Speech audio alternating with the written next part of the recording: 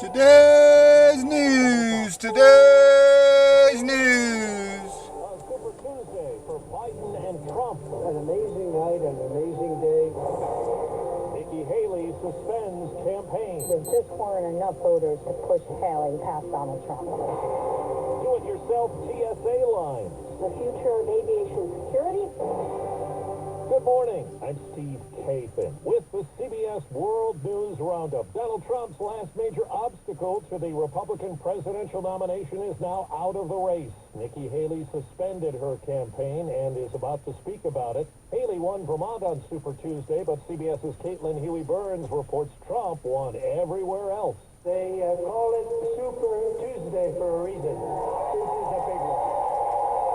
Donald Trump is now on the brink of clinching the Republican presidential nomination with decisive wins on Super Tuesday. November 5th is going to go down as the single most important day in the history of our country. Trump set his sights on the likely general election rematch with President Biden, who won close to 90% in most Super Tuesday states, excluding Minnesota, where uncommitted came in second, a political protest to Biden's handling of the rising death toll in Gaza. We made it so we can have a ceasefire. Exit polls showed 78% of Haley's supporters in North Carolina said they would not necessarily support Trump if he were the nominee, raising questions about Trump's ability to unify the party. We're going to have unity, and it's going to happen very quickly. The Haley campaign responded, writing, "Unity is not achieved by simply claiming we're unified." CBS's Robert Costa. Haley is not going to issue an endorsement today. She now sees herself, her allies tell me behind the scenes, as the standard bearer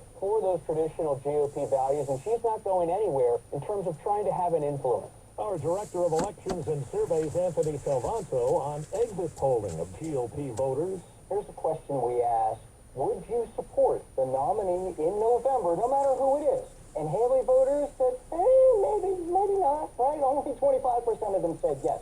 Polling suggests many of them would move back to Donald Trump in a Trump versus Biden matchup, but this leaves some question about it. White House correspondent Nancy Cordes says for President Biden, who won everything on Super Tuesday but a caucus in American Samoa, the campaign push begins with tomorrow night's State of the Union. He needs to make the argument that inflation is down, unemployment is down, job growth is up, wages are up. He's going to make the case. Hey, I'm trying to move to the middle on border control, which is a big deal for a Democrat, but I'm not getting a hand being held out from the other side. In the California U.S. Senate primary, Democratic Congressman Adam Schiff advances. It looks like we're going to the general To face Republican former baseball star Steve Garvey. What you are all feeling tonight is what it's like to hit a walk-off home run. Independent Senator Kirsten Sinema of Arizona says she will not seek a second term. Sinema is a former Democrat, and her split from the party leaves her without a clear path to re-election. The only political victories that matter these days are symbolic. Attacking your opponents on cable news or social media. Compromise is a dirty word. Most recently, she worked on the bipartisan border bill that was eventually blocked by Republicans. New obstruction of justice charges have been filed against New Jersey Democratic Senator Bob Menendez and his wife. The two are already named in a sweeping corruption indictment that now includes 18 counts. Menendez has maintained his innocence and has rejected calls to resign. It's 4 minutes after the hour.